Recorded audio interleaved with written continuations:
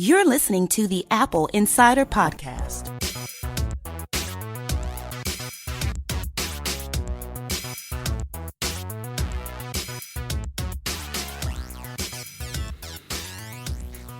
This is the Apple Insider Podcast. I'm Victor Marks, and joining me is that wily person, that willful individual, that wonderful William Gallagher. Okay. You're often dropping the odd thing I have to respond to like that, but that was a whole list of them. Is that to make up for the fact that last week I sat here on my own talking to myself about WWDC just because you had Dan on live from the venue itself? Yes. Yes, it is. I'd have done the same. Okay, right. That was a good show, I thought. By the way, you well? Really, I am well, but you've been to lots of events. I've been to lots of events and things. You kind of get your fill of them, but not WWDC. That's one I'd love to go. So hearing from Dan right there, I thought that was a really interesting episode. Yeah. What's interesting is that we all know that that's not a consumer hardware event. Yes. Right? It's an event for developers to get an understanding of what's coming in the future. And yet the keynote is used as an opportunity to talk about hardware and to talk about where things are today, right? Yes. And you and I had discussed whether or not there'd be something introduced there. What was that? Because I think I'd placed bets that we were, and you'd said no. What happened there? I was putting money on Swift UI coming out with that name, doing exactly what it does. So, ka-ching, I think I won there. Or do you mean the Mac Pro, which I was certain they wouldn't show? And I had asked them to do that, right? I was saying I really wish that they would. And sure enough, we got something, didn't we? No, wait a second. I mean, let's not split some hairs here, but I was sure they wouldn't, and you wished they would. So the fact that they did, you're taking that as a win for you, that you were right. But you weren't right or wrong, you were just wishing. I was definitively wrong. I own my wrongness there. All I'm saying is not whether or not I was right. What I'm suggesting is that when you wish, it makes no difference who you are.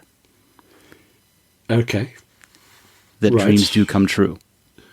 I wonder if that's certain or not. I can think of people who could wish for things and then afford to get them.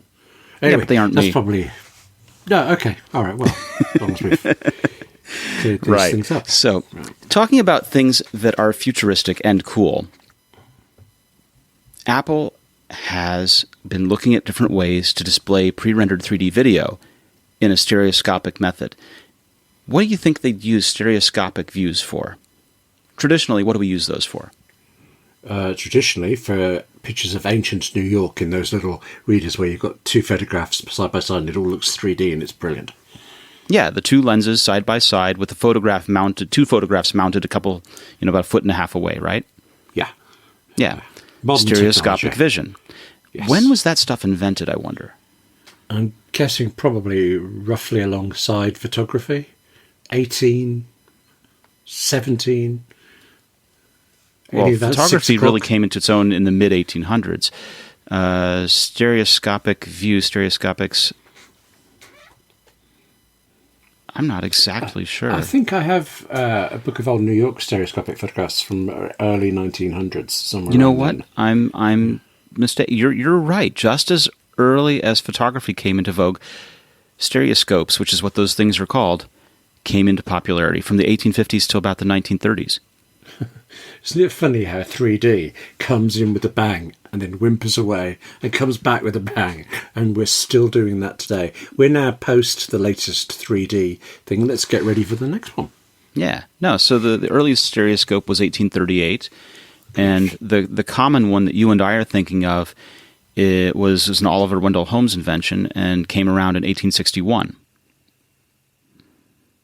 Well, and we're still talking about it today. And we're still talking about it. And we're talking about it because Apple has been looking at ways to do that for what we suspect would be a virtual reality or augmented reality headset. Okay, I am less excited by all this because until it looks like a holodeck, I'm not that interested. But I have enjoyed how Apple's done augmented reality with the reveal of its new products. I put the new Apple Pro Display on my desk virtually. It'll never be on there really. But it was fun to see just how big that thing is. And then to examine the new Mac Pro and pull it apart. I thought that was a really clever use of technology. So good on Apple. I took a cheese grater and an iPad mini and I put them next to each other and I squinted real hard and pretended. Which of us is sadder? Answers on a tweet to... But no, you win because you get the cheese at the end. Okay, all right. Cheese. Yes, Gromit. So Apple's cheesifying everything in a pretty 3D much way. How much do we actually know, though? Because you clearly know more about this than I do. And I imagine Apple isn't saying anything. So what do we know? Well, what we know is that Apple has purchased in the past people that make micro displays. That is micro LEDs that are very, very small, on the order of microns. And those tend to be based on gallium nitride or GaN technology because that's the only way to get them small enough. And the benefit is that you get a lot of power savings and they're very bright, which is what you need for augmented reality. So it's pretty sure bet that Apple's working on that.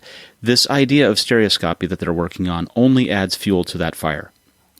So they filed a patent. They've got an application that says stereoscopic rendering of virtual 3D objects. Well, they showed us at WWDC about occlusion, so people can be occluded by 3D objects, which makes it that much more realistic that you're walking in a 3D space. And so if you can do that, and you can put up 3D rendered objects, pre-rendered objects in front of them in the glasses, then it's just about making it that much more real, that much more engaging. The other day, Tim Cook was talking about the Statue of Liberty app, and I got that. It is utterly fascinating being able to just place it in your living room floor and walk around it and inside it and examine the construction of it. These things are genuinely useful, and the 3D-ness of it is actually becoming real. I don't want to sound cynical about all this stuff, but I've been surprised at how good these experiences have been. So, yes, good on Apple. Let's render stereoscopically everything we can. You know, that's interesting when you mentioned Statue of Liberty, because I've been up to the crown of the Statue of Liberty, but no one has been up to the arm of the Statue of Liberty unless you work for the National Park Service in decades. No. The arm has been closed, and you know, that's been over worries about things like the stability of the arm under stress from not many people walking up and down it, or it's been about weight, or it's been about the idea that you just can't, you know, there's no real safety because you're up there and you could go over the ledge kind of thing. Mm-hmm. But it's interesting to me because if we have this sort of augmented reality that's truly immersive, then those experiences that are off limits to most of us could be ones that we could live through vicariously. Yes, I still would rather go there than see it this way. But yes, I did exactly that. Because same as you, I knew I couldn't get into the torch before, so I did through this. And I looked down at what a long fall it would be. And the sound of the birds around me, which actually I wasn't expecting. Nice little touch of detail there for it. It felt like you could hear the wind as well. So it's very nice. Nice. Really nice. You know, there are all kinds of problems that have to be solved around this, and they aren't all things like stereoscopy or people occlusion. It's as well as thermal regulation, right? Or just the weight of the headset. Because if you have something that's big and bulky, or you have something that doesn't fit well, or it gets hot, it takes you out of that immersion. It makes it uncomfortable to wear. There are a lot of problems to be solved here, but we are fairly certain that Apple is working on it, and they've been working on it for years. Right. I just wonder how they're going to solve the wallet stealing option. I mean, I think Apple's very fond of our wallets, but there you are with this headset on, and you can't see what's actually around you, so you get mugged. Well, no. Holodeck Augmented reality means that you see what's in front of you as well. Right, and I tiptoe up behind you. Virtual reality is you're blocked off and viewing only what's projected, but augmented reality or mixed reality is where anything that has a headset, though, is going to affect your view of the actual world around you. But William, if you put all of your wallet in Apple Wallet, you don't have to worry about this. Okay, knew there'd be an answer. All right. Get there. Now, we know that this is the kind of thing that's being worked on, not just from the occlusion that they showed us at WWDC, but there are many changes in ARKit 3 and iOS 13. Green screen style effects, that's kind of big, without needing a chroma key background. I've got to try that out, because I did green screen stuff at BBC, just very basic stuff for one of the websites, and it's remarkably hard, actually, trying to get, because the actual green screen, there was some sort of pot mark on it, so to get rid of it completely was a right pain. Light on the screen, or a reflection of the green onto a person's clothing standing in front of it, or all of these kinds of details matter. And I have a green screen here at the house, and it can sometimes be a little difficult if you haven't got it lit correctly. Wait, so that postcard you sent me from Mars was fake? Don't you know we're going to skip the moon and go straight to Mars? Yes, of course, it was real. I was there, man. It was warm. Unseasonably warm. Okay, right. They don't call it the Red Planet for nothing. No, I believe you have to pay. Anyway, every time you say occlusion, I've got to say this. I am thrown back 20 years. Is it longer? To the 80s? How long ago was the 80s? God, nearly 40 years. To recursive occlusion in Doctor Who. Castrovalva, if you're probably so young you didn't even see that on repeat, but that's just... Was it a Tom Baker episode? Peter Davison, his first. Nope, didn't see it. Nope. So Christopher Bidmead wrote it. Yay to Castrovalva, based on the Escher print. Look at the sort of level of detail I can give you about things that you're not interested in. It's a skill. That's so true.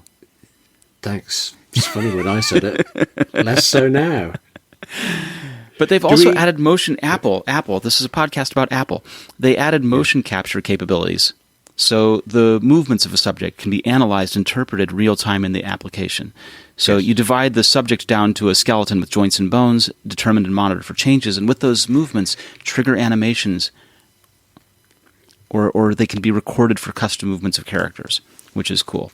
It also impacts face tracking, which is cool. Face tracking currently gets used for Memoji and Snapchat kind of thing, but it's been expanded to allow it to work with up to 3 faces at the same time. No, I didn't know that. Wow, okay. Another key component is, of course, for users to be able to collaborate within the same AR environment. So by letting people see the same items in the same environment in a single session, you can enable multiplayer games. And, of course, we were looking at that Minecraft game that they displayed, because that's super cool. The ability to track the user's face and the world using the front and rear cameras at the same time, detecting up to 100 images at the same time, and estimates of physical image sizes, more robust 3D object detection, improved plane detection. All of these things are leading us to a future where reality can be mixed, where reality can be shared, can be augmented. That augmented bit can be shared. That's a big deal. Yes, I'm a bit overwhelmed by it, actually, the amount of things going on. I'm not sure. I'm just going to go back to waiting for the holodeck, but it sounds like it's soon. So, okay. Yes, please. Please the question rush me. is, one holodeck. I mean, we haven't really talked about the uses, but there have to be uses beyond just the IKEA catalog or Apple putting the Mac Pro stand that you're never going to purchase on your desk. Right? Yes, I can think of hostile environments, certain industrial plants, nuclear areas, where the ability to see, I don't know, what a drone that you put in there is doing, to be able to manipulate in that fine detail, I can see that being huge, yeah. Right, and that's sort of a lame use in that that's what Google Glass has become, right? Google Glass was going to be this thing that everyone was going to wear, and it was going to change everything, and it ended up being what the industrial worker wears. Yes. And that's a small, disappointing future as opposed to one where we all get these things. Now, obviously, wearing glasses can be obnoxious, just in terms of fit and actual comfort. And there are the same things that scared people about them with Google Glass, which is, are you recording me? Right? Yes. Yeah. But if we can overcome those things and the uses outweigh those, then it will work. So it's just a matter of first building the technology so that we can even see and even get to those kinds of uses. right? I know it sounds silly to try and say we have to build it first, but if you think back, that's kind of how computing developed. Less deliberately, but yes. Here it is. What we're going to do about it. That was the way around. Yes. Okay, you're saying intentionally set it out. Kind of the opposite of fake it till you make it, isn't it? It's make it and then fake it until you've sorted it out. Okay. Well, and No the objection. Apple Watch developed along that way a little bit too, right? We had all these weird interfaces and things that you could do with the first Apple Watch that we later learned it doesn't make sense to do those at all. Yes, that's true.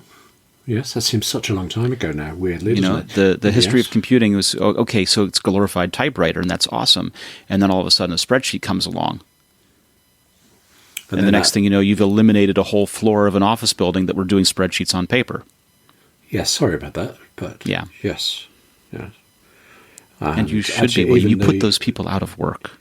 Well, no, I personally concentrated on the bit about typewriters and that, which got Yeah. rid of PAs and secretaries a lot, just destroyed the typing pool. That's my legacy, yes. Unbelievable. You are a net job destroyer, William. Yes, and the more positive side, a friend, a producer, organiser was pointing out to me recently, writers went digital first. We beat everybody else. Everybody else is catching up with writers because the moment we could get word processors, we threw away everything else and are slaves to the screen ever since. Join us. It's true. It's It true. is. So, the headset development first leaked in a safety report in 2017 where incidents requiring medical treatment beyond first aid were required for a person testing a prototype device at one of Apple's offices. Wow. The injury related to eye pain, suggesting it was testing something vision-related, potentially a headset of some form.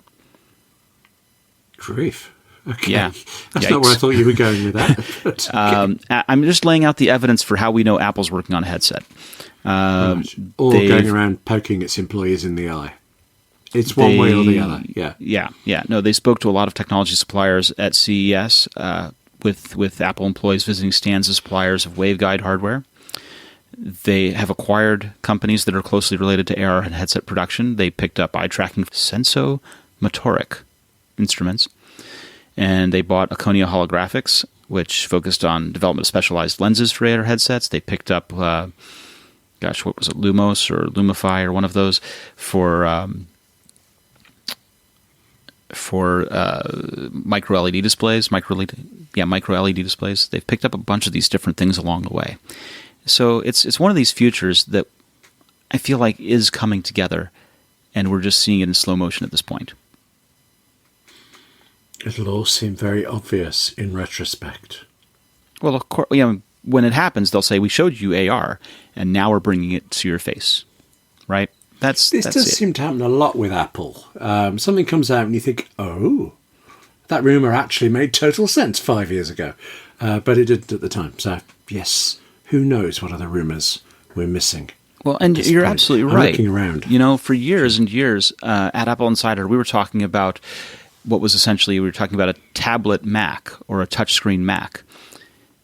And what we got was an iPad. So close, and yet so far. But we were talking about that in 2006. We were talking about that in 2005. We were talking about that pre-iPhone.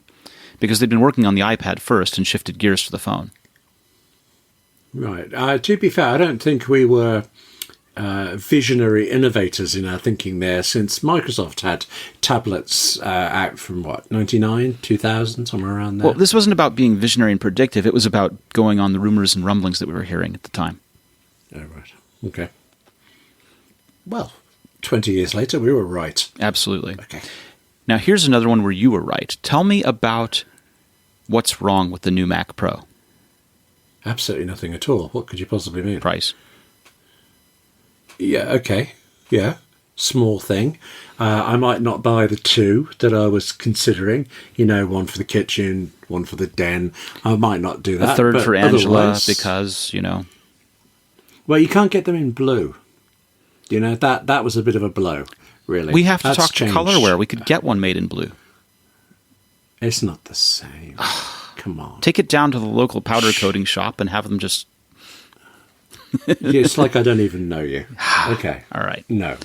First party color only. Right. All the So way, please. here's the thing, right? It's the Mac Pro, the power to change everything. Now, you have the Mac Mini. Yes, I do. Is the Mac Mini very expandable? No. And is that causing me a problem? Yes. You have an iMac, an older one now. Is the iMac a very expandable machine? No, and it's quite ill at the moment. So let's not remind me about this. Yeah. And there are plenty of people who have MacBooks and MacBook Pros, and those aren't very expandable machines either. No. Fortunately, their iPhones and their iPads, they're fine. Yeah, absolutely. So there seems to be a number of people who really wanted a Mac Pro-like machine, but wanted to have it at a price they could afford. Yes. I mean, you're talking about the article I've written saying that there's a gap in Apple's market. But the reason I did that, one of the reasons, apart from the fact that I believe it, the reason that made me first think of it and then first look at the prices and then spot this, just in the prices, there's this giant gap in Apple's offers. How much does a Mac Pro cost? Mac Pro, £5,000, well, £6,000. £6, sorry, dollars. It probably will be £6,000, won't it? But $6,000 and change for the monitor. All right, and there's the iMac and the iMac Pro, right? The iMac Pro costs how much? Yeah, put you on the spot. A bit less. I think the iMac works out at about $1,000 These are all starting prices. About $1,000 less than the Mac Pro, and the iMac is what, $3,500–4,000 less than an iMac Pro. That's the gap in the middle. Everywhere else, the difference in price between models is comparatively small.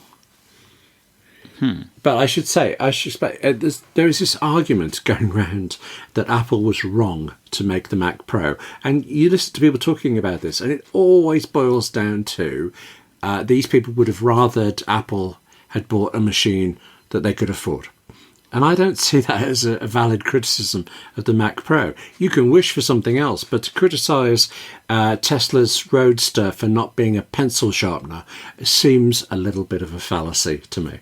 Mac Pro is a superb machine. Okay. Is it right for everybody? Yes, but not everybody can afford it. There might be room for more. That's all. Yeah. So the iMac, plain old, not Pro iMac, but iMac starts from $1,099 and goes up to essentially $1,500. Yes. In the 21-inch. In the 27-inch, it reaches $2,300 in price. And then the iMac Pro is significantly more. Right? The iMac Pro begins at a infinitesimally small $4,999. So what you're suggesting is that there's a gap between the iMac and the iMac Pro part of the range. There is a gap in pricing. Yeah. There is a gap, I think, in utility. You can well argue that we're only talking about base prices and you can spec up all of these units. Though actually, I think that's a separate issue because truly, I do not know how many cores will... Is an 8-core going to be right for me or a 10-core iMac Pro? That level of detail, I don't know how to determine. So Apple has chosen these starting points and they have laid out this line of divisions between it. You need this machine or that machine. And then within the gaps, you can do these adjustments. So I think it's valid to look at the starting points of them all. And when you do that, there is this enormous... Well, it's a price gap, but I offer that it's a price-performance gap as well. So what I'm hearing is that the product matrix is too confusing. I think that's harsh. We've gone on a long way since Steve Jobs' grid of 4. I still think if you are in the market, you know whether you're in the market for a Mac Mini or a Mac Pro. You've got no doubt over which one of those you are. But in the middle, there is confusion and I think a gap. Yes. I think part of the problem that I'm thinking of is not just the number of SKUs, but where they fit within the consumer or pro line and helping people understand whether or not they're a consumer or a pro in terms of needs, right? You don't know which number of cores you need. is a confusing problem. And RAM as well. And RAM as well, and so forth. But it used to be that in that matrix of 4, the iMac was the consumer level machine and the Power Mac was the pro level machine. And that was a fairly simple division. And they had the same for laptops, iBook and PowerBook. And those lines are a little bit muddied now because you have the iMac as a consumer desktop machine. The Mac Mini was traditionally a consumer desktop machine, but now it's a pro machine because it's got 10 gigabit Ethernet options. Not to just throw this in, but the whole pro consumer line, we've said this before, is a very, very blurry one. I am unquestionably a pro user for certain things at certain times, and the rest of it, I'm not. So give me a straight definition of who I am. That's what I need. Who am I, and what Mac do I need, and can you buy it for me, please? Just threw that last one in. I mean, it's a very tough thing to try and figure out who we are as people and where we fit on different spectrums. And, I spent all of my 20s, my formative years, trying to figure that out, and I still don't know how to come to any conclusion. I'm intending to spend my 20s that way. Well, I know you look forward to that. It's going to be good. Yes. Look, nobody's going to check, are they? I can say things like that. Okay. Yes. The concern, I think, is that these lines are blurred. I think the Mac Mini is a great machine. It's a machine that allows some form of expandability in terms of using its USB or Thunderbolt kind of attachment ports. Just as people tried to do that with the 2013 Mac Pro. The iMac Pro, the same kind of thing. So it's interesting how these lines have become a little bit more fuzzy. Yeah. I know that people wanted a Mac Pro. They wanted a traditional tower with expandability, with slots, and they wanted it at a price they could afford. Those prices are not low. And Apple is known for its low prices, yes. Yes, absolutely. All of this circles around to, is there a gap in price, in desire? Is there a market for something in the middle? Well, logically, yes, there is. But statistically, actually, we don't know. Apple knows who buys things. Apple knows very in great detail we will never see, of how many people who get modular or upgradable machines ever bother to actually upgrade them.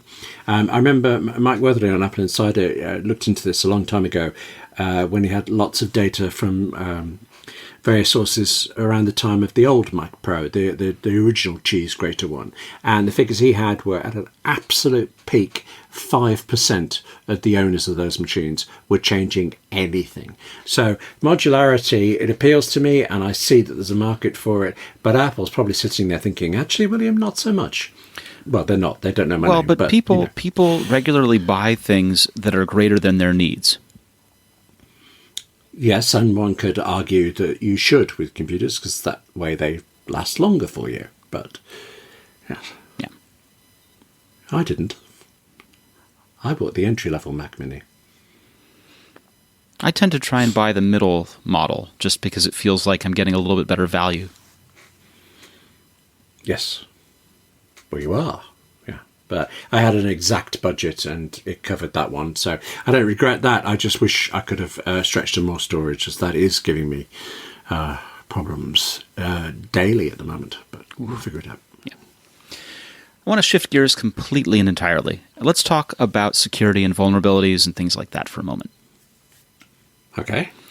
I was going to make a joke there about how I'm vulnerable, but that would just open up the... Yeah, what are you talking about? Let's go with that. What's troubling you? The Honorable William Gallagher, yeah. So, Facebook, we talked about them in the past, haven't we? Facebook. I know the name. Can't put your finger on it, can you? Don't they do bad things or something with data?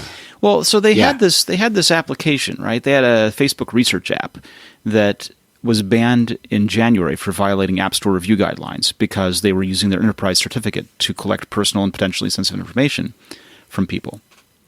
Yes. Right? I remember this now, yes. And have they gone and done it again? They haven't gone about it again, but they called this their Project Atlas initiative, publicly known as the Research App. Well, they had to write a letter. They had to respond to U.S. Senator Richard Blumenthal. And that letter, of course, was seen by TechCrunch. And in their letter, Facebook revealed that 187,000 users, including 34,000 teenagers,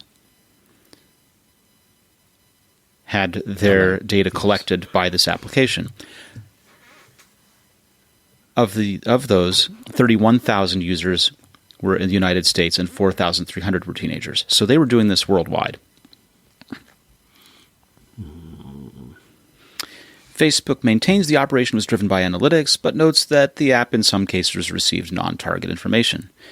They didn't review it to determine whether it contained health or financial data. They claim they've now deleted all user-level market insights data that was collected, which would include any health or financial data that may have existed.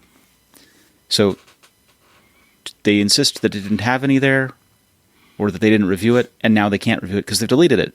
Woohoo! So that's all good then.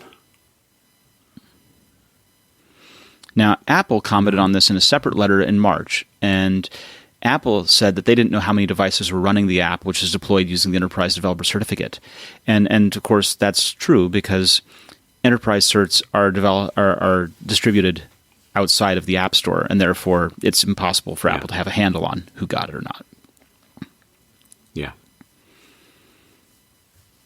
Unusual for Apple to not know something like that, but they can't, so... Well, it's, I mean... Oh, does that mean it's Apple's fault? No, Apple is doomed? No. So... Oh, God. Somebody's going to say that. When we talk about security, the best security is when something is inaccessible or unknown or unknowable. And so enterprise customers want to be able to distribute applications because they want them to go to their specific users and not to the public app store. Those applications may have access to sensitive corporate data. They may have they may contain sensitive corporate data. They may be proprietary. There's all kinds of good reasons why those things should be distributed without making the end users go through the app store, besides just means of distribution. Because having all of your employees have to hit up the app store to download something is hard, as opposed to having the enterprise certificate and just being able to load it on them.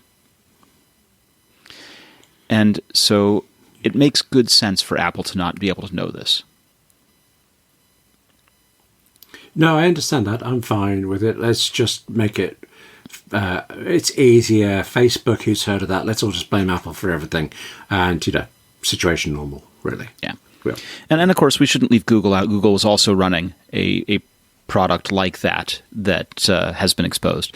Now, I don't have the numbers in front of me on what their ScreenWise meter product saw in terms of users, but 187,000 people. Which sounds like a drop in the bucket compared to all Facebook users. But, Facebook can extrapolate from those insights, and that is not an insignificant number in terms of a study. Yeah. Okay. That is big. Now, in good news,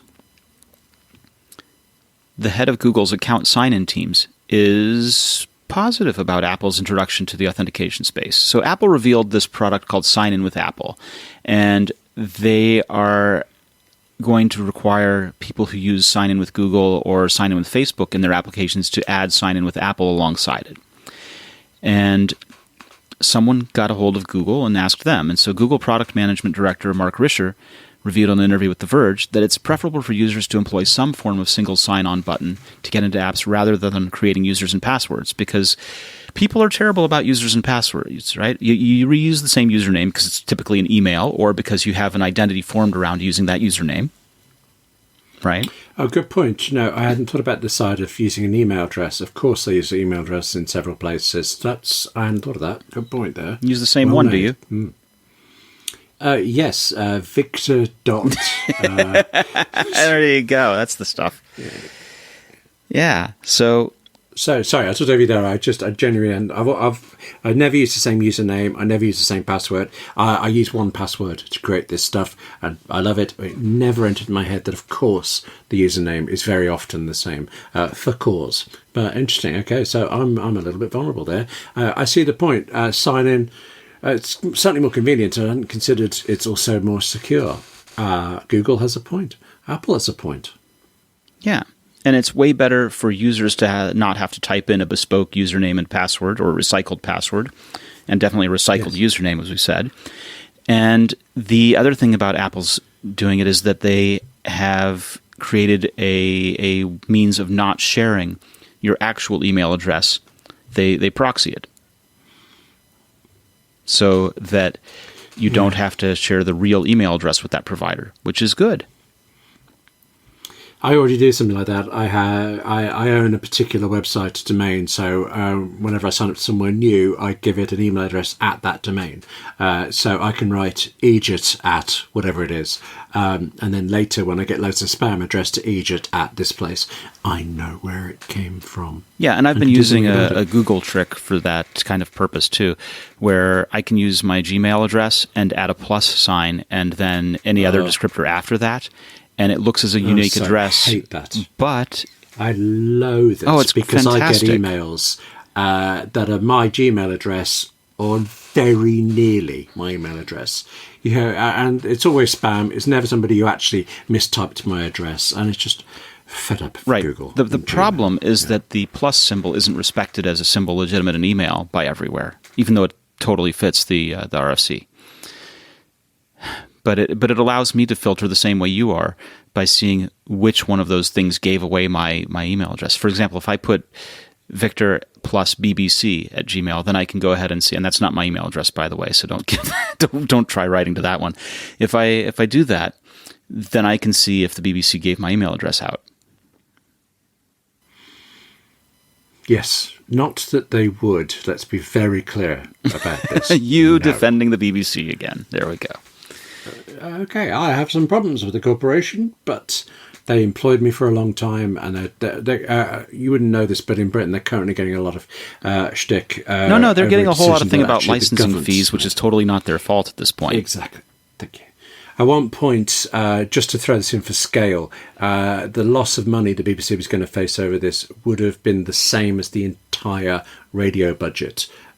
All of it, national, local, BBC Sounds, World Service, everything. Yeah. That's how much they're being forced to cut. And as a radio man myself, this upsets me. Sorry, we're off the point there a little bit. Apple has a point, Google has a point. This is rare, isn't it? They're agreeing with each other. Well, so Google has for years wanted to get rid of usernames and passwords. And Google has for years wanted to get rid of things like the URL.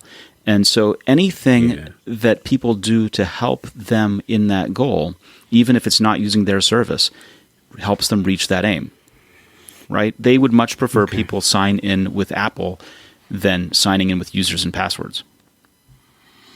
Yeah. They would much rather people sign in with Google more than sign in with Apple, but that's a distinction. You know, if you're going to do it and you're already, pick one of the good options is basically what they're saying. 2 minutes ago I was happy, and now you mentioned the whole URL thing. You try to send somebody a link and it's not to where you thought it was because it's Google's. I just mutter. Tell me something nicer.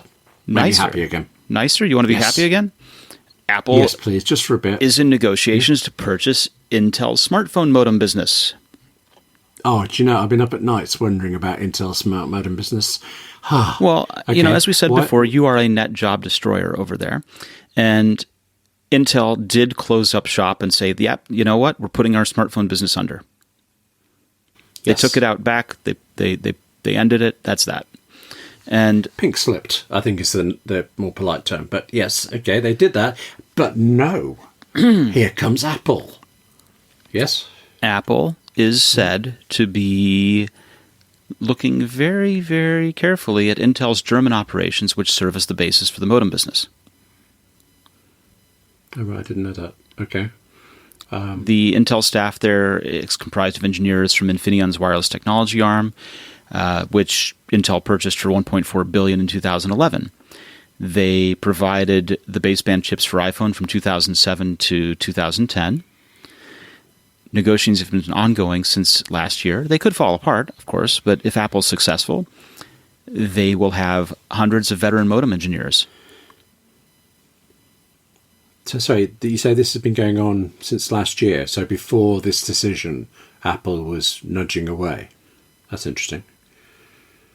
Because my mind goes straight to the staff who've just, I presumed, lost their jobs. But are they in abeyance now thinking, do I get a job somewhere else? Do I hang on for Apple? Or has Intel redeployed people? I'm not positive I know whether or not those folks were redeployed or not. But it's interesting because if you look at it, there are a number of former Intel execs who were brought into Intel as a part of the Infineon acquisition who now work at Apple. Some were from years ago, like Stefan Wolf, who was a former manager of Intel's German modem outfit, came to Cupertino within the past few months. February, Apple hired Umashankar Thyagarajan, and I apologize if I've mangled that name, who was an engineer who is said to have played a key role in the development of the chipmaker's 5G modem. Now, Intel, as you say, exited the smartphone business in April, smartphone modem industry in April. But they could pick up this whole office. They could pick up this whole segment, have hundreds of engineers. And what does Qualcomm think about this? Well, so Qualcomm and Apple settled their agreements in the past, right? They've settled that. Qualcomm is currently facing antitrust prosecution in the U.S. Oh, yes. I'd forgotten about that. Yes. Okay. They do like their lawsuits, Qualcomm. Yeah. Well, it's a difficult thing, right? It's not illegal to be a monopoly, but it is illegal to abuse that monopoly. To act as a monopoly, yes. Okay. Well, to act in ways that maintain that monopoly through force. That's naughty. Okay. It is. Well, so, I mean, a classic example.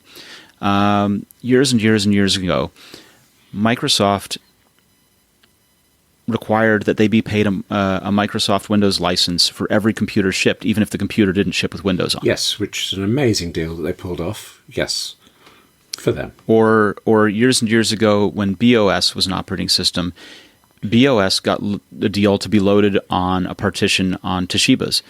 And Microsoft had, as a part of their license agreement, a lockdown on the bootloader so that those machines could not dual boot. Customers bought machines that had Windows and BOS on them, and the machine could not boot BOS out of the box, so consumers thought that they were just not getting as much of their hard drive because it was partitioned. Right.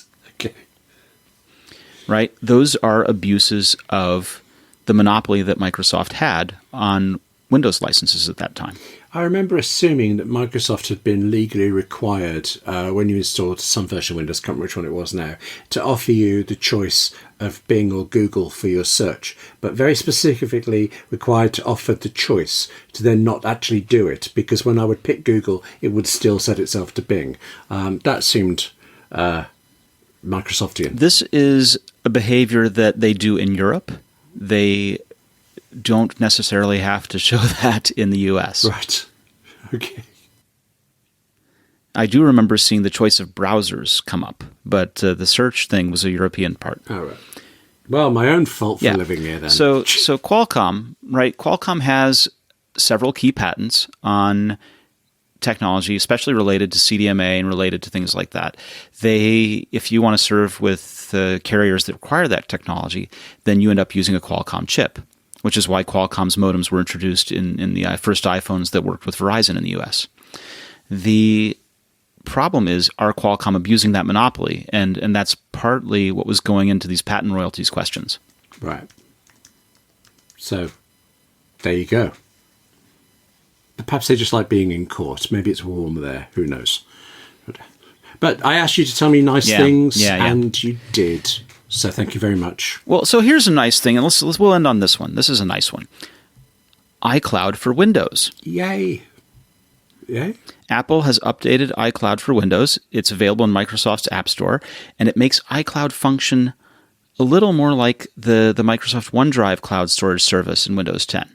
So it's more convenient for use. You can use that iCloud storage within Windows. You can have the iCloud Drive experience that gives the same sort of technology as OneDrive's Files on Demand feature, which means that instead of having to manually retrieve things from iCloud, you can have your iCloud Drive folders have files synced within the cloud and your drive so that they're available for offline use. That's actually, that's Microsoft and Apple presumably helping each other out. We've just had Google saying nice things about Apple. The world is getting nicer. Excellent point. Thank you very much for that.